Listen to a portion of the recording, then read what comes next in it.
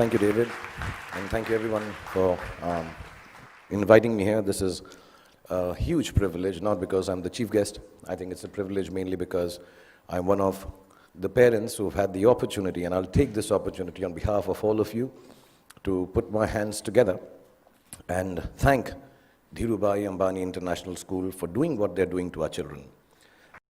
So I want to thank all the teachers, all the head of departments, Zareen, Farida. I mean, you are people I used to come to. When I have trouble, I come and look at their faces, go away, and I'm calm. Everything will be sorted out. Kavas sir, who's fantastic at cricket matches, shouts louder than anyone else in the world can. All the staff members, the management, the gentlemen who man the security outside, so wonderful. And so even the guy who does the parking back there, everyone for the last 13 to 14 years that I've been here, and especially my friend, Mrs. Neeta Ambani, thank you so much for looking after our children. Really, thank you very, very much. Okay, so good evening, boys and girls. Exams are over. If I may say so, damn school is over, which seemed an impossibility just a few years back. That horrible math or physics or whoever your least favorite teacher is, you will never have to see again. That PE coach who was always out to get you is done and dusted. I know everybody's looking there.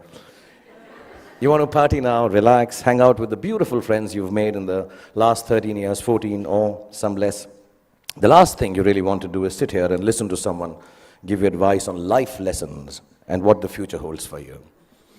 And to top it, my qualification to be doing this is zilch, nada. Not at all, nothing. Really, apart from the fact that Neeta and I are friends, and thus I have some benefits. My reason to be here is the same as that of your elder brother or your sister being allowed to do things that you're not allowed to do at home. I'm like them, older, that's all. So if you think that I have had a successful career, as I was getting very embarrassed when David was recounting, because also it's been so many years since I've got an award now, yeah. This is like gotta work harder. So also if you think I've had a successful career, a great past performance and my experiences of it are no assurance that it'll work in the future for you or work for you at all. And anyway, none of what I say today you will remember as soon as you're out of here. Or maybe even earlier, because you're still sleeping from the big party you guys had last night.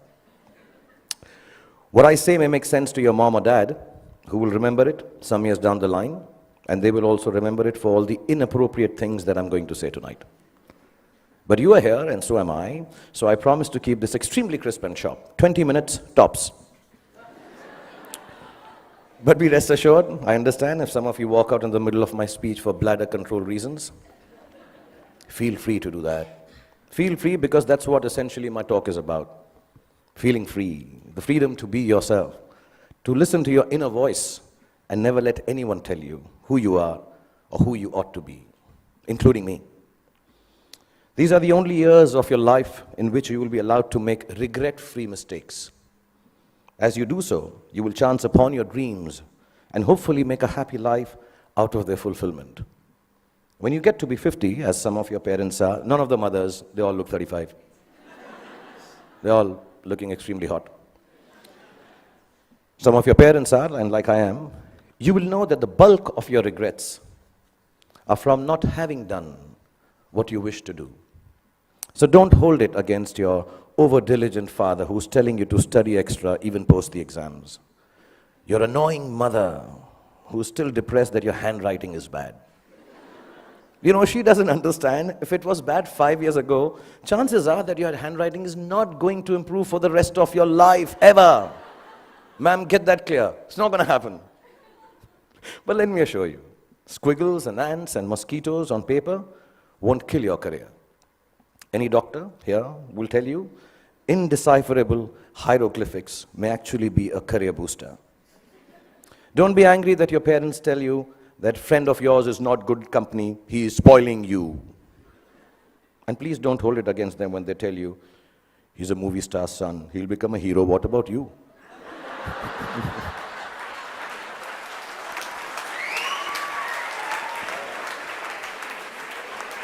I mean, let me assure you, movie stars, sons and daughters also have to work. Basically, just don't grudge the old man and the old bag, ever.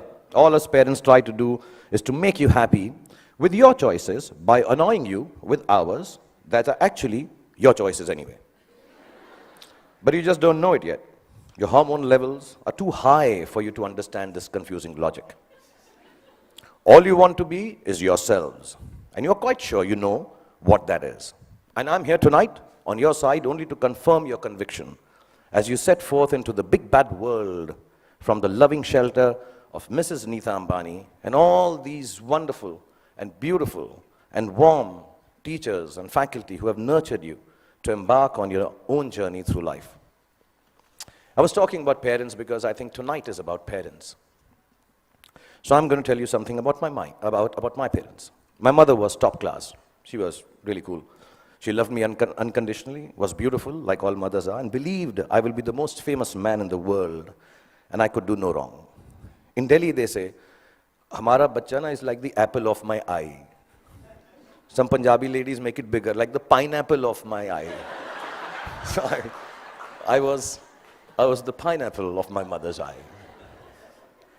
And my father was a gentleman. He was very educated, masters in law, extremely intelligent, knew 7 languages, had traveled the world, knew his politics, fought for the freedom of our country, India, and excelled at sports like hockey, swimming, and polo. He could cook and recite poems and knew the capital of every country in the world. My father was also very, very poor. He was unemployed and struggling to make ends meet for 15 years of my life that I had the privilege of knowing him. From when I was 10 to when I was 15, not being able to afford fancy gifts for me, he would wrap up something old that belonged to him in newspapers and declare it as a birthday gift when my birthday came along. This, in the next 11 and a half minutes left that I have, is the story of the 5 gifts my father gave me and how they helped me become what I am today. When I was 10, my father gave me an old chess set. Chess is a reflection of life, they say, and as cliched as it sounds, it's probably true. The first thing it teaches you is that every move has a consequence, whether you perceive that it does or does not. Nothing you do, not a single moment, is empty of living. So think of things through, not always, but often enough so your life does not feel as black and white and as uniform as the squares on a chessboard. Sometimes, in order to move forward, you might need to take a few steps back. And there's no loss in doing something that hurts in the short run, but proves worthwhile in time. Sometimes, the queen might seem sexier. They always do. But if she gets taken by your adversary straight after you save her, then you might be better off saving your castle or the bald bishop instead. So don't always choose that which seems more desirable if something tells you it's going to get you into a whole lot of trouble. What I mean is also about tonight, drive home while your wits are about you instead of staying and getting stoned senseless after the party here. You can't get anywhere in chess if you don't look out for the little ones around you, the small pawns. Life is like that too. If you forget the smallest of your people or become foolish enough to imagine that the little graces you are given are of no value, you end up nowhere. When you look around you, learn to notice all the tiny little things that make your existence privileged and special. Just the fact that you are here, in this very moment, at this fantastic school, in the company of such adoring parents, is the product of immense love, hard work, and sacrifice on the part of many people present here. Taking your blessings for granted is the most ungracious stupidity, both in chess and in life. Then there's what they call, I don't know how to pronounce it, but sounds very cool, the zugzwang. The zugzwang, yeah. It's a really cool word. It sounds like a Chinese aphrodisiac. Zugzwang. But it actually is German for, okay, I'll tone this down. Oh, fish, I got to get out of here. Anyway, for those of you who've never played the game, it's when you get so stuck that whichever move you make is a bad move. It'll happen to each and every one of you at some point in your lives for sure. A moment will come when it will look like there isn't anything going right and nothing you can do to prevent disaster. Ask me, I just finished Dilwale, followed it up with Fan. So, when you are in Zumzwang, kids, don't panic. Whenever there is trouble and you know there is no way out of disaster, don't panic. With a little embarrassment, you will survive it. Trust me. All you have to do is make a move. All you have to do is move on a bit. As the Cheshire Cat in Alice in Wonderland said, when Alice came to the fork in the road, if you don't know where you're going, it doesn't matter which road you take. I will add to it. As long as you take one road and don't keep standing in the middle of the fork until a truck runs you over. Often in Zugzwang, your enemy wins that particular move, but mostly you end up winning the game. There were no computers when I was a kid, nor were there iPhones for us to Google pornography on, while our parents were busy checking their selfie likes on Instagram. One of the most precious gifts my father gave me was an Italian typewriter. I learned how to use it from him, how to roll paper into the roller and press the lever, I don't know if you guys have seen a typewriter. Google it, yeah. Yeah, the clicking sound of the letters as I pressed them with my fingers, forming words on blank pages, fascinated me. To use a typewriter well, you needed diligence. One wrong letter, and the whole exercise had to be started all over again. We used something called Typex to erase our mistakes in those days, not to sniff at during math classes. But too much Typex in math classes or in typewriting is unacceptable. So we had to learn how to move our fingers accurately, to make words out of thoughts with efficiency, and do it over and over again till we got it just right. As an adult, I have come to understand that there is nothing of more value than your capacity for diligence and your ability to work hard. If you can outwork your adversaries and your employees, you can ensure your own success in whatever it is you choose to do. Whatever you're doing, do it once.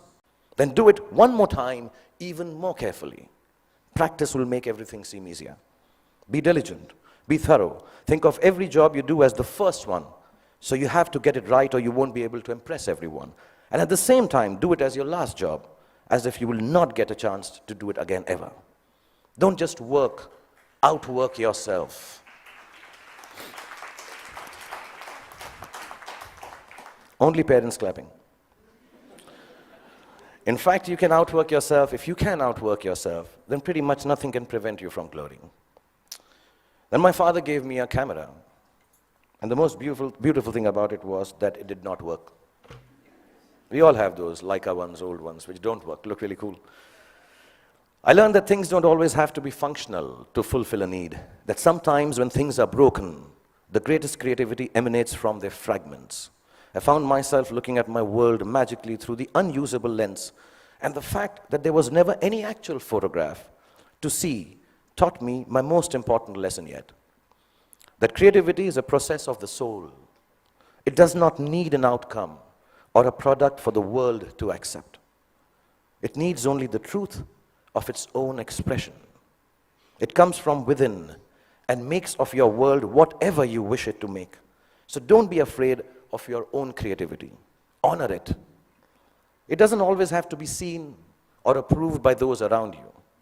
It is an expression of your deepest self, and it belongs as much to you as it does to the universe that nurtures and inspires it. All creativity is not for everyone to like or understand. All art is not up for sale.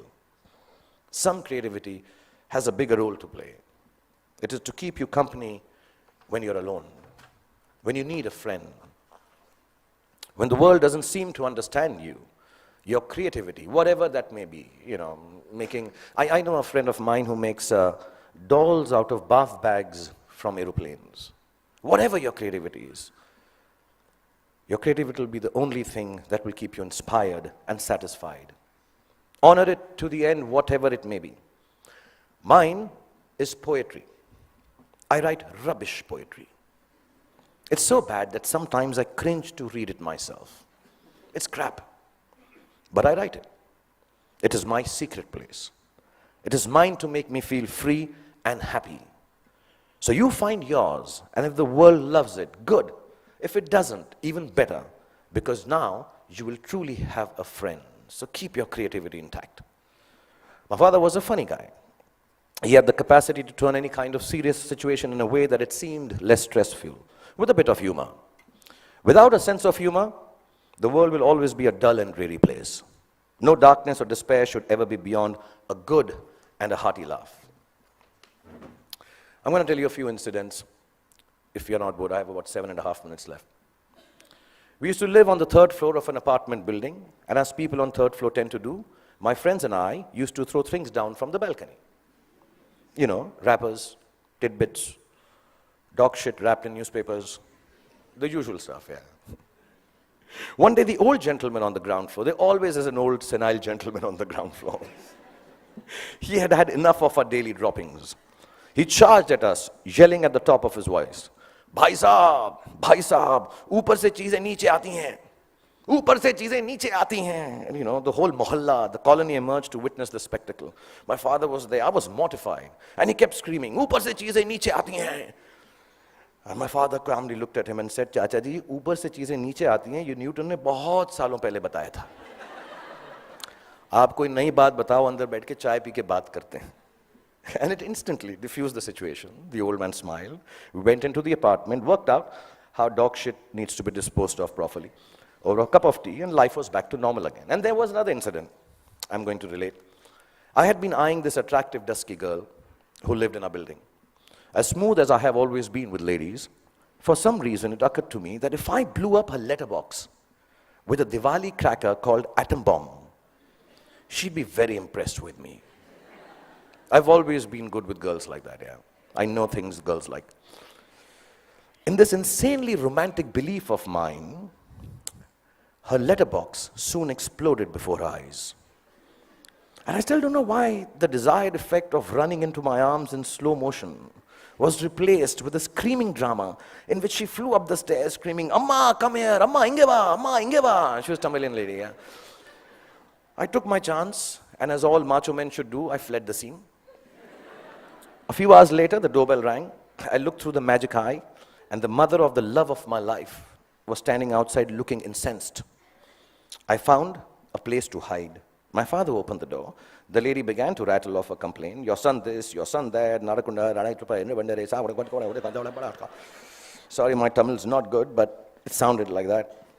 And he listened patiently and then responded, you know, ma'am, as you were speaking, I was getting angry with my son. But then suddenly I realized how beautiful you are. And I can imagine if your daughter looks anything like you, how can my son be blamed for falling in love with her and behaving so stupidly? The lady went silent as my father continued telling how beautiful she was.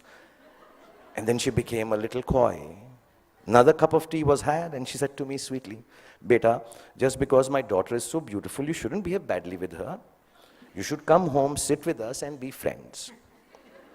So not only did my dad get me off the hook for blowing up the girl's letterbox, he actually got me inroads to a long, satisfying relationship with the love of my life that lasted 6 days. Because then I realized that dating beautiful girls has its downside. Every boy in the colony made advances at her, so I was regularly beaten up in my attempts to offer her some boy-friendly protection. But that's another story. The point being, learn to laugh at yourselves every chance you get. If you can manage not to take yourself too seriously, no matter how big a shot you become, or how lowly, useless, trivial you feel, you will instantly disarm life's power to beat you down. It makes you braver to face ugliness because it changes your perspective. Humor is actually the deafness to see the world, the reality, for the transient farce it really is. It's like a talisman for survival. Cultivate it and allow it to lighten every heavy moment. Wear it like a vulgar tattoo if you don't already have one. Don't ever let it get washed away in the turbulently beautiful seas of life. It's your ticket to staying young and childlike forever. And you'll realize why it matters to stay childlike when you're my age. And you watch this speech on YouTube with your children. I'll probably have kicked the bucket by then, having smoked enough cigarettes to light up a forest. But I certainly hope that you will have understood what I understand now. No, not that smoking kills, that part is okay. Well, what I'm referring to is what counts as the most beautiful and final gift that my father gave me. I only realized it was a gift on the day he died, when I was 15 years old. A gift your parents have given to you already. Yes, the singularly most exquisite gift you and I have been given is the gift of life itself. There is nothing that marks a man or a woman out from the ordinary more perfectly than grace. Grace is the consciousness that life is bigger than we are, and therefore our gratitude for it must match its vastness. It is the understanding that everyone we encounter, whether they are loving towards us or offensively abrasive, is a human like we are.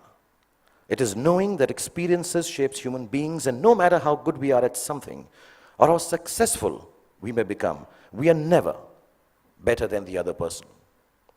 If you can live your life with grace towards those around you, you will accomplish more than you could if you became the President of America.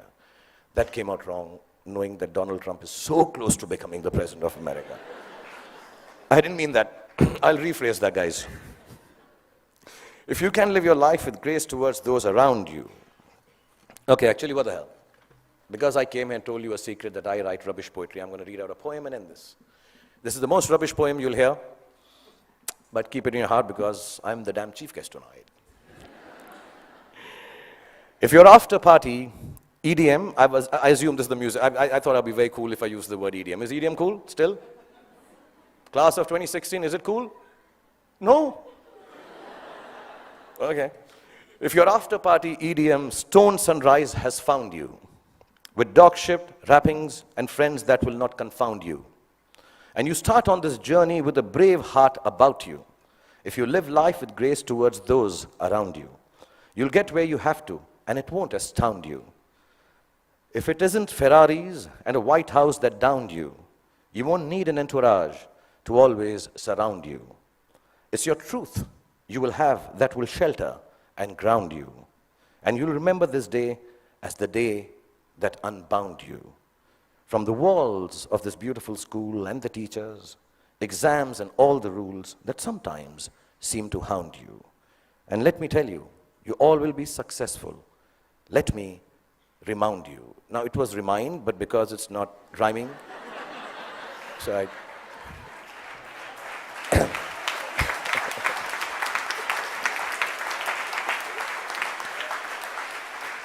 So boys and girls, go forth, be free, have fun, make wrong choices, make mistakes. You will still succeed because the gift of education you have from this wonderful institution called Dhirubhai Ambani International School, the love Nita has given you, and the genes that your parents have provided you with will always look after you. And when you succeed, don't forget to thank your least favorite teacher, because he or she actually